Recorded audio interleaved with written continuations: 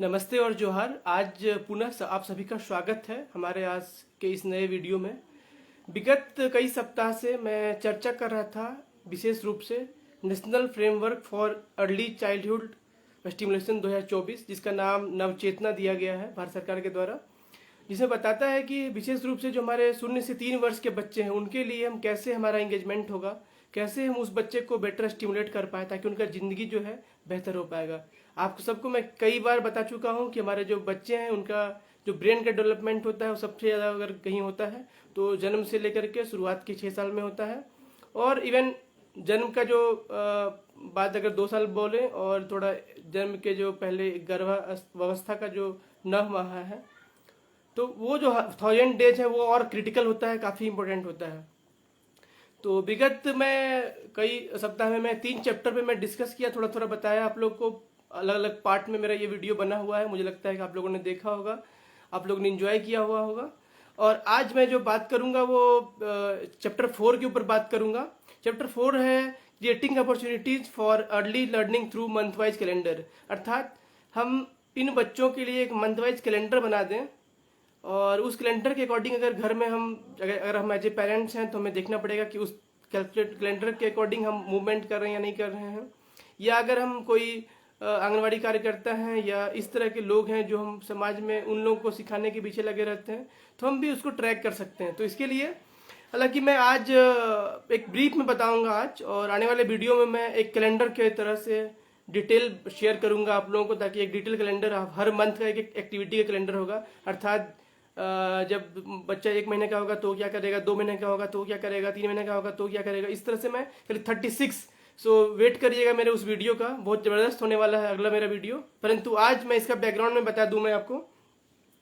कि हमें जो मुख्य रूप से है क्रिएट करना है एक इन्वायरमेंट, सुटेबल इन्वायरमेंट क्रिएट करना है जिससे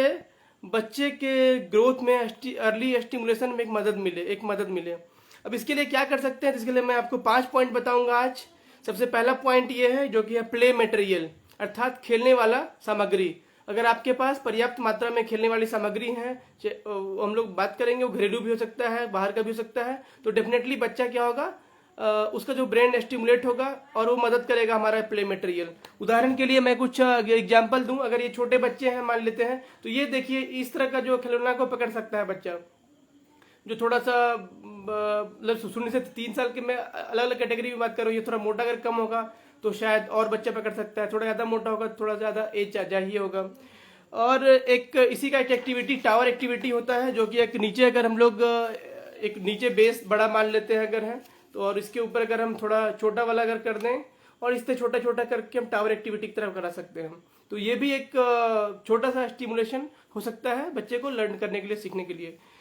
दूसरा है कुछ आप प्ले मटेरियल में आप यूज कर सकते हैं इस प्रकार का। मान लीजिए कोई अगर मार्केट से खरीदा हुआ कोई चीज़ ऐसा है जो कि नॉन हजार्डस है, मगर जैसे ये प्ले है, ये बच्चे का हाथ में पकड़ सकता है, कुछ ये जानवरों के चित्र है मान लीजिए, तो इनको आप स्टिमुलेट कर सकते हैं, इसके माध्यम से बच्चे को स्टिमुलेट कर सकते हैं, बच्चे को सिखा सकते हैं। इवन जैसे ये अलग मान लीजिए आकृति है, अलग जानवर है, ये शेर सपोज है मान लेते हैं, तो ये बच्चा समझ पाएगा, थोड़ा बहुत समझ पाएगा। ये एग्जाम्पल आप दे सकते हैं, ये एक अलग एक्टिविटी है, ये जो है गाय का है। तो कई तरह के जानवर को आप यूज कर सकते हैं। ये घोड़ा है,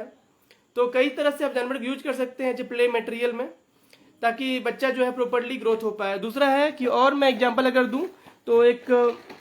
जो हमारा ये जिसको हम लोग बोलते हैं कि टावर की तरह बना सकते हैं, या यूँ कहें तो पजल की तरह कर सकते हैं। इससे अलग अलग आकृति बना सकते हैं, इसमें अलग अलग टाइप का आप जोड़ सकते हैं। अगर इसको हम ऐसे कर दें मान लीजिए, फिर इसको अगर हम और इसको ऐसे कर दें तो हम अलग अलग तरीके से लिख सकते हैं या कुछ वर्ड क्रिएट कर सकते हैं। तो इस प्रकार से ये खिलौने जो होंगे हमारे बच्चे के लिए, अगर थोड़ा बच्चा,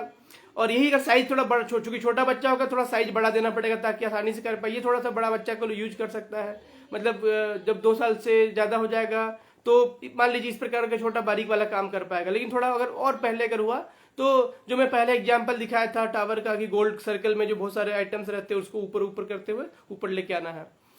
तो ऐसे कई मटेरियल जो आप यूज कर सकते हैं। साथ ही साथ जो आपके घर में कुछ फैब्रिक जैसे कपड़े जो कि फटे होते हैं, उनका बर्बाद हम लोग हो जाता है कभी कभी, तो उनको हम अगर हम यूटिलाइज करने के लिए क्या करें कि उसके लिए कुछ अगर गुड्डा बना दें, कुछ गुड़िया बना दें, तो बच्चा जो है उससे भी खेल सकता है और इस प्रकार बच्चे का जो है ब्रेन का डेवलपमेंट अच्छे तरीके से होगा। तो ये ध्यान देना हमें है बशर्ते इसमें कि बच्चा का जो खिलौना जो भी हो नॉन हैजार्डस हो, अर्थात उसमें कोई तरह से हैजार्डस तत्व ना मिला हो, ना ही उससे गलत इम्पैक्ट हो बच्चे के ऊपर, वो देखना पड़ेगा हमको। और इसमें रिकमेंड किया जाता है कि आप do it your self, DIY बोलते हैं जिसको, अर्थात अपने घर में जो खिलौना बना पाए तो वंडरफुल। क्योंकि कई बार होता है कि हमारे पास पैसे नहीं होते हैं, तो हमारे घर में जो भी सामग्री है, जो कि पहले भी मैं बात किया, तो उन सामग्री की मदद से आप बच्चों को खिलौना बनाकर दे सकते हैं। तो ये 5वां पॉइंट का जो मैं पहला पॉइंट बताया मैं आपको, that is play material. Second is stimulation activities, अर्थात कुछ गतिविधि, ऐसे गतिविधि करना जिसके माध्यम से बच्चे को स्टिमुलेशन करने को अपॉर्चुनिटी मिले। अगर मैं बात करूं उसमें, तो मान लीजिए कि हर बच्चा का एक अलग अलग लेवल पे एक्टिविटी का डिजाइन बना हुआ होगा, जो कि मैं बताऊंगा अभी अगले वाले समय में। परंतु मान लीजिए कोई बच्चा सपोज बड़ा हो, सपोज चलने लायक हो गया है, बट चलने लायक का एज में पहुंच गया है, बट अभी भी सपोज नहीं चल पा रहा है, और उसको हम कोई ऐसा स्टिमुलेशन एक्टिविटी दे दिए जिसमें उसको चल के करना पड़ेगा, तो क्या होगा, बच्चा वो इंटरेस्ट नहीं ले पाएगा। तो उस केस में हमें क्या करना पड़ेगा, हमको उसको ऐसा स्टिमुलेशन एक्टिविटी देना पड़ेगा जो बच्चा कर सकता है। तो हम क्या करेंगे, उसको उस प्रकार की एक्टिविटी जैसे ही देंगे तो बच्चा थोड़ा बहुत इंटरेस्ट लेके उस काम को कर पाएगा, तो उसको हम अप्रिशिएट भी कर पाएंगे, तब थोड़ा उसके अंदर एक कॉन्फिडेंस ही बच्चे का डेवलप होगा और वो आगे वाले जो काम के लिए अपने आप को मेंटली प्रिपेयर भी कर पाएगा। तो ये हमें देखना है कि जो कैटेगरी है, और जैसे जैसे देखें कि आप वो काम कर लिया, फिर उसके नेक्स्ट लेवल का काम दे सकते हैं उसको, फिर कुछ वो काम कर लिया, फिर उसके नेक्स्ट लेवल का काम दे सकते हैं। क्योंकि बच्चा को एक ही बार बहुत हाई लेवल पर लेके जाएंगे काम करने के लिए, तो बच्चा शायद नहीं कर पाएगा, तो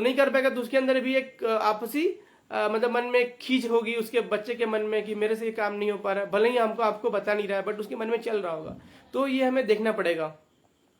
तो ये दूसरा पॉइंट था, दैट इज स्टिमुलेशन एक्टिविटीज। आपको देखना पड़ेगा कि कौन सा स्टिमुलेशन एक्टिविटी दे ताकि वो बच्चा उसको कर पाए और इजीली उसको कंप्लीट कर पाए। देन थर्ड पॉइंट जो है हमारा, जो तीसरा पॉइंट है, दैट इज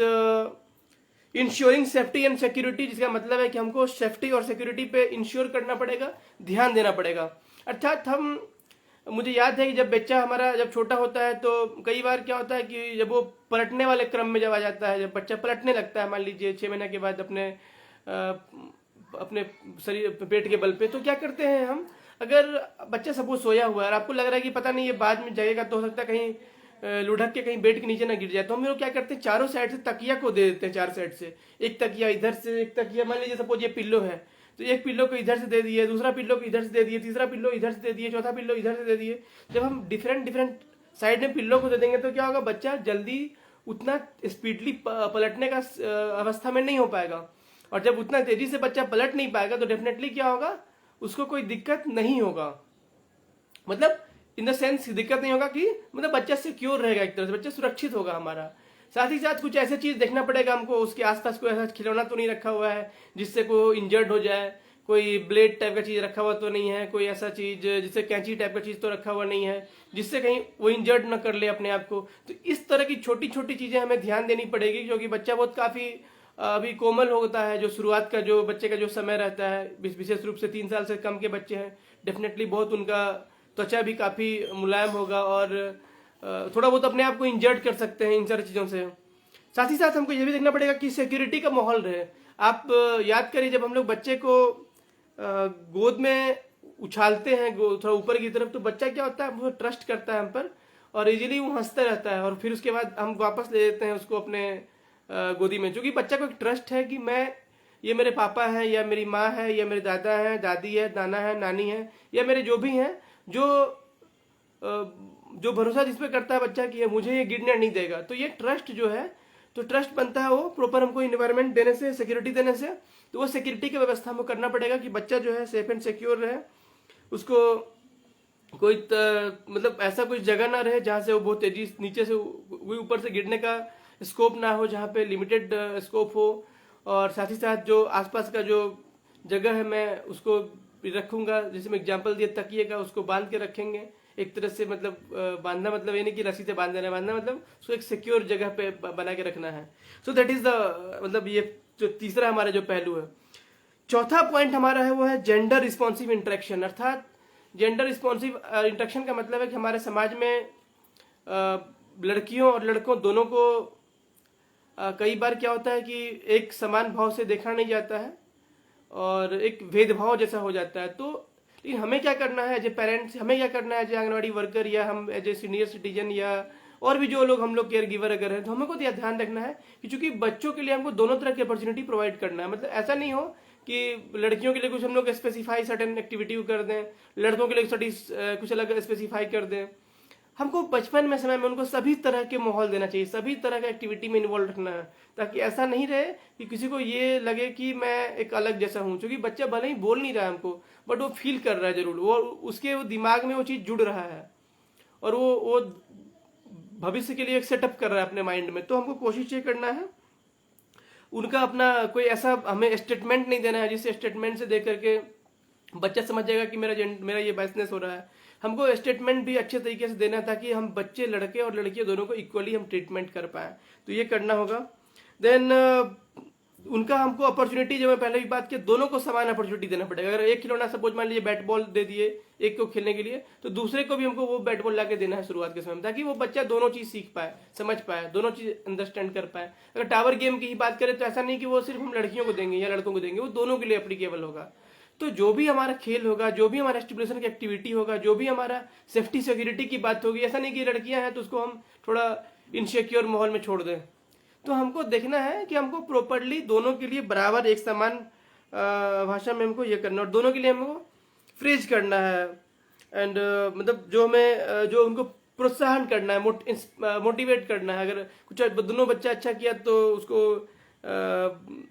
ब्रेव बताना है दोनों के लिए, या अगर प्रीति सुंदर है दोनों को सुंदर बोलना है। इस तरह से हमको देखना है, जो कि शुरुआत से हमेशा नहीं करना है हमें कि सिर्फ किचन सेट अगर है तो सिर्फ लड़कियों को दे दिए, जो मैं पहले भी बात किया। बैट बॉल किया तो सिर्फ लड़कियों को दे दिए, नहीं, बैट बॉल भी अगर है तो दोनों खेलेगा बच्चा, लड़का भी होगा तब भी खेलेगा, लड़की भी है तब भी खेलेगी। अगर किचन का सेट लेके आए तो बच्चा भी, लड़का भी खेलेगा, लड़की भी खेलेगी। सो ये हमारा चौथा पॉइंट था, जिसमें कि creating a sustainable environment, suitable environment की जो हम बात कर रहे हैं। और जो लास्ट जो हमारा पॉइंट है वो हमारा है positive guidance while dealing with challenging situations. अर्थात आपको पता होना चाहिए कि बच्चा एक अपने आप में एक बच्चा को पालन करना, पेरेंटिंग करना अपने आप में एक क्रिटिकल काम है। जैसे केयर गिवर के लिए काफी भी रिस्पॉन्सिबिलिटी काफी बड़ी हो जाती है, उनका देखभाल करना। तो कई बार क्या होता है कि हम बच्चे को कभी कुछ पूछते हैं तो वो उसका रिस्पॉन्स नहीं कर पाता है, या कई बार ऐसा होता है कि हम चाहते हैं कि वो तुरंत हमको पॉजिटिव रिस्पॉन्स कर दे, बट बच्चा नो बोल देता है उस समय। तो आपको थोड़ा बहुत पेशेंसली इसको डील करना पड़ेगा, हैंडल करना पड़ेगा, क्योंकि कहीं ऐसा ना हो कि अगर आपने उस रिस्पॉन्स की वजह से आपने कुछ अलग तरह का रिस्पॉन्स ले लिया, जिससे क्या होगा आपका इमोशन भी बाद में लो हो जाएगा और उसका बच्चे का भी इमोशन भी लो हो जाएगा। तो हमको ध्यान देना होगा कि हमको वैसे सिचुएशन को क्रिटिकली हमको देखना पड़ेगा कि हम थोड़ा पैसेंस होकर के सुने और समझने की कोशिश करें कि अगर बच्चा रो रहा है तो क्या रीजन हो सकता है। क्या वो कहीं खाना तो नहीं खा पाया, ऐसा तो नहीं है कि उसको भूख लग गया, ऐसा तो नहीं है। क्या उसको नींद आ रही है और फिर भी आप जबरदस्ती उसको कुछ कह रहे हो कि आप कुछ खेलने के लिए, तो माइट भी ये हो सकता है, ये रीजन एक हो सकता है। देन वो कहीं बच्चा प्यासा तो नहीं है, सो प्यास तो नहीं लगी है, कुछ पानी पीने की उसकी आवश्यकता तो नहीं पड़ी है, हंग्री तो नहीं है, या कहीं ना कहीं बच्चा नेग्लेक्टेड तो फील नहीं कर रहा है, उसको ऐसा तो नहीं लग रहा है कि मुझे कोई ध्यान नहीं दे रहा है इसलिए शायद वो रो रहा है, ताकि वो सबका ध्यान उसकी तरफ चला जाए, अट्रैक्ट करे, क्योंकि बच्चा वो चाहता है कि सबका ध्यान उसकी तरफ रहे। तो इन सारी चीज़ों को हमको समझने के लिए हमें राइट बिहेवियर की बात करनी पड़ेगी और हमारे लिए अप्रिशिएट करना पड़ेगा हमको अपने बच्चे को, और उसको डिफरेंट एक्टिविटी को डेमोस्ट्रेट करके दिखाना पड़ेगा, ताकि वो बच्चा एक प्रॉपर एक बेटर फील करे बच्चा और हमारे साथ अच्छे से रिस्पॉन्स करे। तो ये मैंने आपको बताया अभी टॉप 5 पॉइंट्स, जो कि हमारा कैसे हम क्रिएट कर सकते हैं एक बेटर इन्वायरमेंट किसी भी बच्चे के स्टिमुलेशन के लिए। उम्मीद करते हैं ये बहुत आपको मजेदार लगा होगा। नेक्स्ट मैं आज एक बार डिस्कस करूंगा, जो मैं बात भी कर रहा था स्टिमुलेशन एक्टिविटी कैलेंडर की, जो मैं बात कर रहा था कि कैसे हम एक्टिविटी कैलेंडर बनाएंगे। तो मैं बताया कि हर मंथ का मैं अलग अलग एक एक्टिविटी के रूप में बताऊंगा, जो कि मेरा अगला वीडियो होगा, उसके लिए मुझे वेट करिएगा आप सभी। बट आज मैं बताऊंगा थोड़ा सा कि जो प्रेगनेंसी का जो समय है, बेसिकली जब बच्चा गर्भ में पल रहा होता है, तब ऑफ कोर्स बच्चे के लिए तो हम नहीं करेंगे, बट उनकी माँ के लिए हम क्या कर सकते हैं। तो उसके लिए एक ये है, सबसे पहला एक एक्टिविटी जो उसमें है, मैं 4 एक्टिविटी बताऊंगा उसमें आपको। 4 एक्टिविटी में जो पहला एक्टिविटी है दैट इज ईटिंग हेल्दी, अर्थात इसका मतलब है कि बच्चे की माँ को प्रॉपरली अच्छा न्यूट्रिशन वैल्यू वाला सामान खाना है, खाद्य पदार्थ खाना है, उनको सफिशियंटली हाइड्रेटेड रहना है, अर्थात पर्याप्त मात्रा में पानी पीने की उन्हें आवश्यकता है। एंड जो भी सप्लीमेंट जरूरत पड़ता है, सपोज IFA टेबलेट्स की बात करें या कैल्शियम टेबलेट्स की बात करें, तो बच्चे की माँ को अवश्य लेना जरूरी है। अब इससे फायदा क्या होगा? फायदा इससे ये होगा कि ये बच्चा के माँ और बच्चा दोनों को स्वस्थ रखने में बहुत मदद करेगा, क्योंकि जैसे ही हम अच्छे प्रॉपर इंटेक लेंगे, खाना पीना अच्छा से लेंगे, तो डेफिनेटली हमारा हेल्थ अच्छा होगा। So that is first point. The next is physical activity and exercise, जो सेकंड पॉइंट है, अर्थात बच्चे की माँ को हल्का हल्का योगा, हल्का हल्का एक्सरसाइज था, वॉकिंग का एक्सरसाइज हो गया, या थोड़ा जिसमें कि बहुत ज्यादा उसको मेहनत ना करना पड़े, बहुत ज्यादा उस पर इम्पैक्ट ना पड़े, लेकिन उनसे उनको एक पॉजिटिव उनको एक मिलेगा। और ये क्या करेगा, उसका बच्चे का जो मेंटल और फिजिकल है, और साथ ही साथ बच्चे की माँ का भी मेंटल और फिजिकल हेल्थ को अच्छा रख पाएगा, क्योंकि उनके मन में रहेगा कि मैं थोड़ा वॉक कर रही हूँ, एक अलग नेचर वॉक कर सकते हैं, कहीं अगर घर में आसपास अगर पेड़ पौधे हैं तो उनको पानी दे सकते हैं, इस तरह की एक्टिविटी कर सकते हैं, और हल्का हल्का वॉकिंग कर सकते हैं, सिंपल योगा कर सकते हैं जहाँ पे ज़्यादा मेहनत ना करना पड़े उनको, उस तरह कर सकते हैं। और इससे क्या होगा, उनका जो मेंटल एंड फिजिकल वेलबींग उनका अच्छा होगा, बच्चे का और मदर का भी। जो तीसरा पॉइंट बताना चाहता हूँ, creating a positive and Kameng environment. हमें ऐसे माहौल तैयार करने हैं, हमें ऐसे वातावरण तैयार करना है जहाँ की बच्चे और बच्चे की माँ को बहुत ही सुकून सा इन्वायरमेंट महसूस हो। उसके लिए हमें क्या करना है कि जो भी हमारा स्ट्रेस रिलेटेड कोई ऐसा काम है, उनको काम को वो कम करना है, ताकि बच्चे की माँ को कोई स्ट्रेस वाला काम ना दिया जाए उस समय, घर के अदर लोग उस काम को एक्टिविटी उस समय बांट कर ले। देन बच्चे को अगर कुछ काम करने को मन लग रहा है, बच्चे का अगर कुछ और काम करने का अगर मन लग रहा है, अगर मान लीजिए फॉर एग्जाम्पल पेंटिंग करना है, कुछ स्टिचिंग करना है, कुछ इस तरह का काम है, तो वो उनको काम करने से क्या होगा, उनका जो कुछ इश्यू होगा वो निकल पाएगा। कुछ अगर कुछ दर्द भी हो, कुछ दिक्कत होगा, तो वो इस एक्टिविटी के बहाने से उनका बच्चे की माँ का निकल जाएगा उनका स्ट्रेस, तो ये हो सकता है। Then listen to soothing music, बच्चे की माँ जो है अच्छा संगीत सुन सकते हैं, एक अच्छा फोटो लगा करके, जैसे कृष्ण जी का भगवान का हम लोग करते हैं, या कोई और भी इस तरह का अच्छा हेल्दी बेबी का फोटो लगा सकते हैं सामने में, और उसको देख सकते रहते हैं, उसको देखते रहते हैं, निहारते रहते हैं, स्माइल करते रहते हैं, तो क्या होगा, ये हमारा एक पॉजिटिव इन्वायरमेंट भी क्रिएट हुआ उस मदर के लिए और उस बच्चे के लिए। और जो बच्चा जो होगा वो काफ़ी बेटर डेवलपमेंट करेगा, क्योंकि उसको स्ट्रेस फ्री माहौल मिल रहा है, उसको पॉजिटिव मिल रहा है, उसको शांतिपूर्ण वातावरण मिल रहा है, तो ये उनके जीवन के लिए काफ़ी बेहतर होगा। नेक्स्ट तो मैं चौथा और लास्ट बताऊंगा इसका point, that is activate communicate with the child. आपको अच्छे से बातचीत करना पड़ेगा बच्चे के साथ। अभी बच्चा तो बोलेंगे आप जन्म तो नहीं हुआ, फिर बात क्या करेंगे, बात करेंगे उससे। बच्चा जो कि आपके साथ में जी रहा है, आपको उसके साथ बात करना होगा, आपको बताना पड़ेगा कि तुमको कैसा लग रहा है, हाउ आर यू फीलिंग। मैं तुम जैसे आप सुने भी होंगे महाभारत में कि जो हमारा आप सुने भी होंगे महाभारत के समय में कि जो अभिमन्यु था वो अपनी माँ सुभद्रा के गर्भ में ही अपने पिता से चक्रव्यूह के अंदर का कैसे प्रवेश करते हैं उसके बारे में सीख लिया था। तो कहीं ना कहीं क्या हुआ, उसने उसी समय उस चीज को नॉलेज को गेन कर लिया। तो इस प्रकार जो भी है मदर अपने कुछ स्टोरी बता सकते हैं, उनको अच्छी कहानियां बता सकते हैं, उनको लोरी सुना सकते हैं, कुछ गीत सुना सकते हैं, जैसे एक मैथिली में भी है, बहुत सारा लोरी है, वो सब भी चल सकता है। देन इससे क्या होगा कि जो फिटनेस जो है, जो बच्चा जो है उसका जो मेंटल और जो फिजिकल हेल्थ है वो अच्छा रहेगा, और इमोशनल हेल्थ भी उनका काफ़ी अच्छा रहेगा, कि वो बच्चा इमोशनली कनेक्ट रहेगा डिफरेंट वर्क से और भक्ति भजन से या और प्रकृति से जुड़ा हुआ रहेगा, महसूस करेगा। तो ये आपको मैं बताया 4 पॉइंट, जो कि विशेष रूप से जो कैलेंडर की बात करते हैं, स्टिमुलेशन कैलेंडर की बात करते हैं, उसका मैं 4 पॉइंट दिया आपको, जो कि प्रेगनेंसी के टाइम में करना चाहिए। तो आई थिंक ये आपके लाइफ के लिए काफ़ी इंपॉर्टेंट होगा। आप अगर समझ पा रहे हैं तो डेफिनेटली आपके घर में कोई अगर गर्भवती माता है तो डेफिनेटली मेरा रिकमेंडेशन होगा कि आप इस वीडियो को शेयर करें उनको, ताकि वो भी कुछ इंस्पायर हो पाए हमारी इन बातों से, और अपनी लाइफ को बेटर कर पाए और अपने बच्चे की लाइफ को भी बेटर कर पाए। नमस्ते, मेरा नाम है माधवेश और मैं निकल पड़ा हूँ एक मिशन पर। मैं चाहता हूँ कम से कम 10 लाख बच्चे के माता पिता और 10 लाख बच्चे को मदद करूँ उनके बेटर ग्रोथ के लिए, उनका बेहतर भविष्य के लिए, जो कि हम जानते हैं बच्चे ही हमारे देश के भविष्य हैं, और वो सबसे संवेदनशील श्रेणी में हैं, जो कि उनके प्रति बहुत कम लोग ध्यान दे पाते हैं, और इसीलिए एज ए पेरेंट्स हमारा रिस्पॉन्सिबिलिटी है कि उनके लाइफ को बेटर कर पाए। तो मैं अपना कॉन्टैक्ट नंबर शेयर करता हूँ आप सभी को 9934583208। अगर आपको लगता है कुछ भी और डिटेल जानकारी चाहिए इससे संबंधित में तो आप डेफिनेटली मुझे व्हाट्सएप कर सकते हैं, मुझे मैसेज कर सकते हैं, मुझे कॉल कर सकते हैं।